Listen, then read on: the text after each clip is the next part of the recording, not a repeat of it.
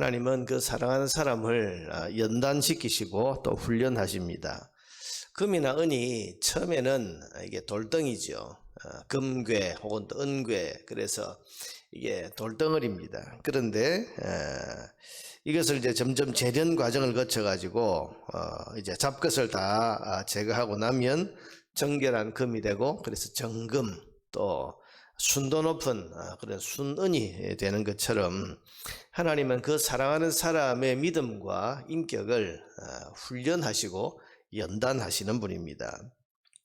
다윗이 지금 이전에 왕이 된다는 그런 사무엘의 기름 부음을 받고 곧 이어서 골리앗을 죽이면서 이스라엘의 영웅으로 일약 부각이 되었을 때에는 금방 이스라엘 왕이 될 것 같았습니다.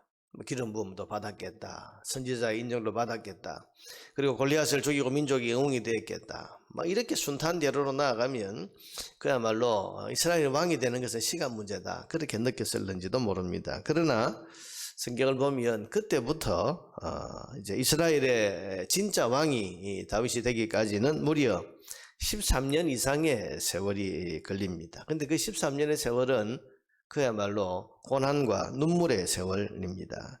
이 13년의 기간이 바로 그의 믿음과 인격을 연단하고 훈련하는 그런 시간이었습니다.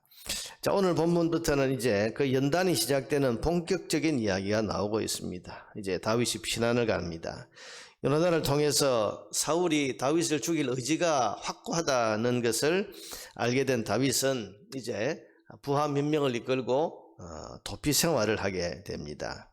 오늘 본문 1절에 보면 노업에 가서 제사장 아히멜렉에게 이르렀다. 근데 여러분, 이런 도피 생활을 하는 중에 지금부터 우리가 성경을 읽을 때에 눈여겨볼 것이 그동안 드러나지 않았던 다윗의 신앙의 약한 모습, 또 인격적으로 부족한 모습이 이제 계속 드러납니다. 여러분, 우리가 고난을 당하면 그 사람의 실체가 드러나지 않습니까?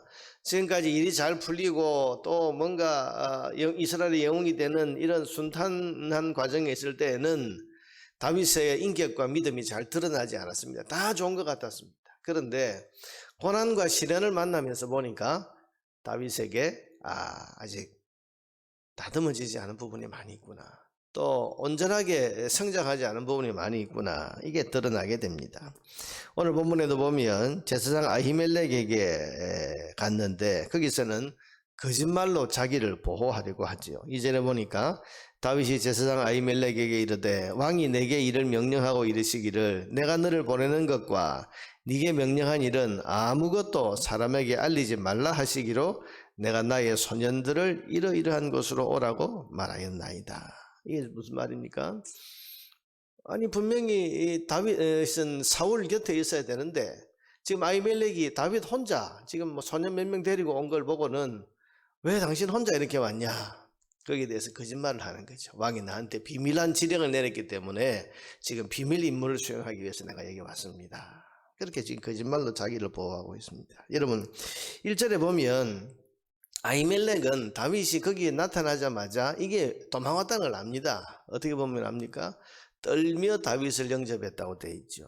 1절에 보니까 제사장 아히멜렉이 떨며 다윗을 영접했다, 아는 거죠. 여러분, 이 당시에 어느 정도의 위치에 있는 사람이라면 다윗이 사울 왕의 미움을 받아서 지금 도피 생활을 하고 있다는 것을 알만한 사람들은 다 알고 있는 겁니다. 그런데도 지금 뻔한 거짓말로 자기를 보호하려고 하고 있는 이런 모습을 보면 다윗은 아직 인간적으로 또 신앙적으로 성숙하지 않은 상태라는 것을 알 수 있습니다. 또한 그 뒤에 보면 먹을 것을 구하는데 먹을 것이 없으니까 먹을 걸 좀 주시오.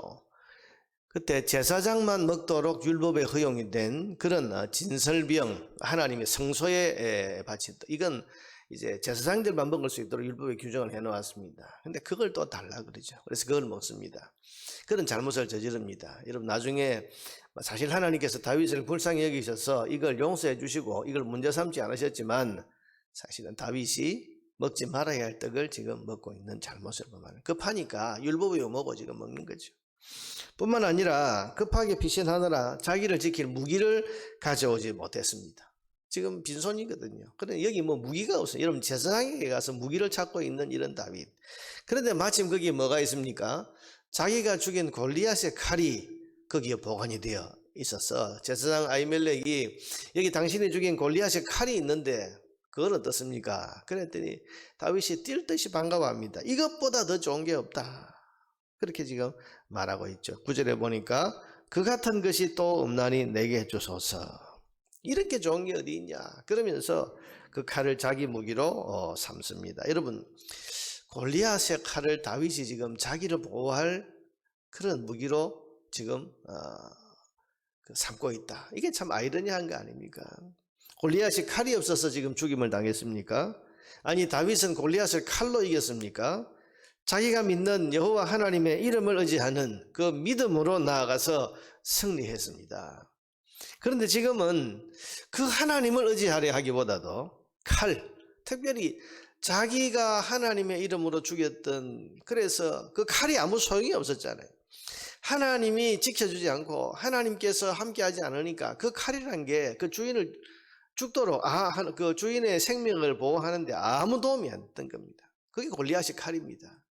그런데 그 칼로 지금 자기 생명을 부지할 그런 무기로 삼고 있다.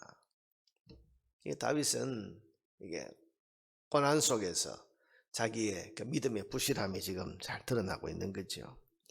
여러분 이 모습 이대로 이스라엘의 왕이 되었다가는 사울 왕처럼 실패하지 않으리라는 보장이 어디 있겠습니까?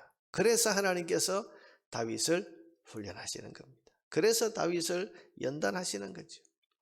이 모습 이대로 지금 왕이 되게 했다가는 부실한 인격, 부족한 믿음, 이런 모습 가지고는 사울과 다를 바가 없다. 그러니 하나님께서 자기 사랑하는 다윗을 온전한 이스라엘의 왕으로 세우기 위해서는 그 내면의 인격도 연단하시고 그 믿음도 이 고난의 세월 동안에 성장시켜 가시는 이런 하나님의 훈련 프로그램이 지금 이렇게 진행이 되고 있는 것입니다.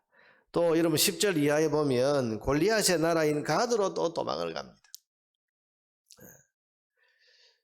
지금 뭐 생명 부지를 할 수 있는 것이라면 어디든지 지금 다니는 거예요.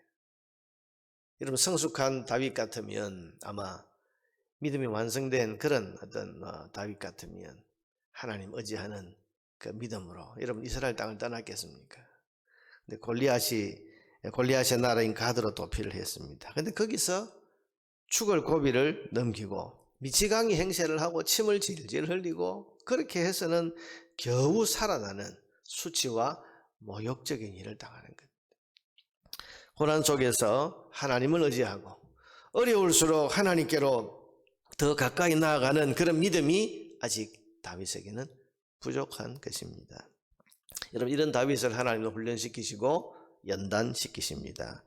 그래서 여러분 이 훈련의 과정 동안에 자기의 약점과 부족함이 여지없이 드러나게 하시고 저는 이 다윗이 미치광이 행세를 나중에 시편에도 그런 표현이 나옵니다만은 하나님의 은혜로 참 겨우 살아났지만 인간적으로 얼마나 여러분 자괴감이 들겠어요. 목숨 부지하려고 미치광이 행세를 하고 멀쩡한 사람이 침을 질질 수염까지 흘리면서 바보짓을 하고 여러분 그래가지고 내가 살아났다 싶으면 얼마나 자괴감이 들겠어요. 내가 이것밖에 안 되는 사람인가? 골리앗을 죽일 때까지는 내가 대단한 사람인 것 같았는데 나는 이것밖에 안 되는 사람입니다. 여러분 자기 안에 내면이 드러나 우리가 훈련과 연단을 위해서는 자기의 실체를 알아야 되는데 그래서 여러분 하나님께서 우리에게 훈련과 연단을 시키실 때는 먼저 자기의 부족함 어떤 사건이나 사람과의 관계를 통해서 내 안에 인격이 드러나게 하십니다. 내 안에 믿음이 부족하다는 것이 드러나게 하시는 거죠. 그럴 때 여러분 사람들은 자기 자신에서 실망하고 내가 이것밖에 안 되는 사람인가? 내가 지금 이 모양 이 꼴이 도대체 뭔가 하고 낙심하면 낙심해버립니다만은 여러분 낙심할 일이 아니고 이 일을 통해서 이런 사건을 통해서 내 자신의 인격이 이 정도 수준이구나. 나는 더 자라야 될 사람이구나. 내 믿음이 이 정도밖에 안 되는 사람이구나. 그래서 하나님 앞에 더 겸손해지고 더 낮아져서 결국 하나님을 의지하고 하나님 말씀대로 살아가는 성숙한 사람으로 성장시켜 가는 것입니다. 자, 여러분, 나중에 다윗이 이제 한참 뒤에 이 고난의 세월이 이제 끝날 때쯤 돼서는 그 믿음이 점점 장성하지요. 그래서 사울이 자기 눈앞에 들어왔고 자기가 칼 한 번만 휘두르면 죽일 수 있는 그런 상황이 되어서도 하나님께 맡기고 내가 하나님 말씀 범하지 않겠다. 이게 고난의 세월이 만들어낸 인격의 성숙함과 믿음의 성장하는 모습인 것입니다. 여러분, 고난에는 뜻이 있습니다.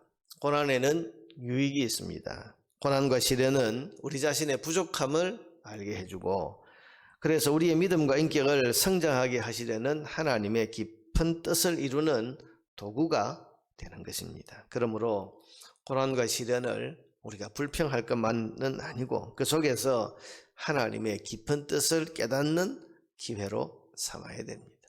이 고난 속에서 나는 어떤 사람인가? 이 어려움 속에서 나는 누군가? 내 믿음은 어느 정도인가? 이걸 우리가 발견할 수 있어야 됩니다. 특별히 실망스러운 자기 자신의 모습을 보면서 낙심할 것이 아닙니다. 우리가 신앙생활을 하다 보면요, 자기 자신에서 실망할 일이 참 많습니다. 어떤 문제 앞에서, 어떤 사건 앞에서, 어떤 고난 앞에서 참 내가 이거밖에 안 되나?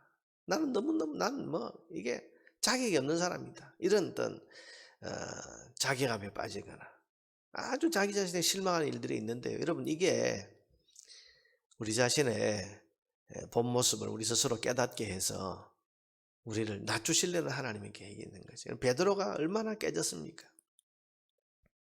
살고 싶었겠습니까? 예수님을 저주하고 부인하고 그걸 맹세까지 하고. 그러니 여러분, 그렇게 바닥까지 낮아지는 거죠. 그건 하나님께서 우리를 미워해서가 아니고 미워해서 우리를 떨어뜨리시는 것이 아니고 우리 자신의 실체를 보고 겸손해지라는 거죠. 그래서 하나님 앞에 하나님 의지하는 하나님 말씀대로 서는 그런 신앙과 인격을 가진 사람으로 성장하라고 하는 하나님의 또 다른 손길인 것입니다. 사랑하는 여러분, 이런 연단과 훈련을 잘 받은 다윗은 결국 하나님 마음이 합한 사람으로 인정을 받아서 하나님의 영광을 크게 드러내는 귀한 하나님의 사람으로 쓰임받을 수가 있었습니다. 우리에게도 찾아오는 여러 가지 시련과 고난들 우리가 지혜롭게 대처해서 믿음의 성장, 인격의 성숙함을 잘 이루어서 주님 쓰시기에 합당한 그런 주의 종들로 세워질 수 있는 저와 여러분 되기를 주의 이름으로 축원합니다.